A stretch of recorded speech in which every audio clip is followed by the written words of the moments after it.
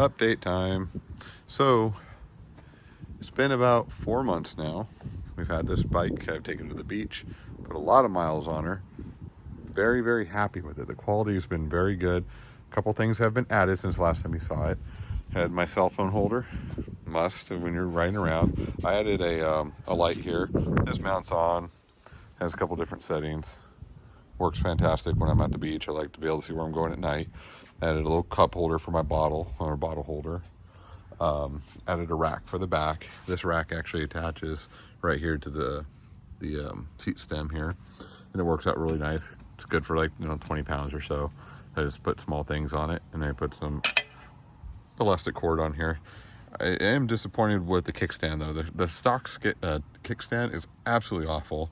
It's made of plastic, and this bike is heavy. It's not light, and basically what happens over time is eventually it kicks forward because this whole mechanism here on the stock one is plastic, and it just breaks. So I bought this new one. It's $16 on Amazon. Fantastic, all metal design, all aluminum design. It is steel inside the keeper, and it mounts right into the stock mounting point. No problem since then. So that's been the only sore point I've had.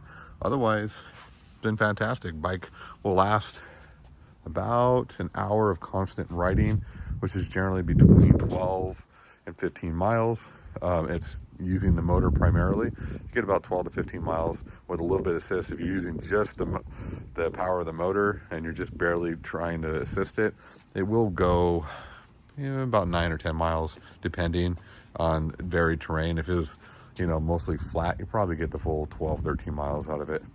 But that's all I need. I just need to get where I'm going, and I can always charge it back up when I get to where I'm going. And otherwise, I'm very, very pleased. The bike is holding up. It's been at the beach. Minimal rust. Got a little bit of rust in a bolt here. And again, the little signs of surface rust, but nothing horrible. A little bit of WD-40 solved that problem pretty quickly. But for $400, which it has not been $400 basically since I built this bike. The bike has been like $598 or $690 or something like that. But I would actually be willing to pay the full price for this bike. Now knowing what kind of quality it is and how well it's worked out for me, I would pay the full price. So let me know what you think. You guys I went out and bought this bike and what your experiences have been. And if you have questions about the add-ons, I'm happy to help you with those questions and push you in the right direction if it's something you want to do to your bike. Have a great night.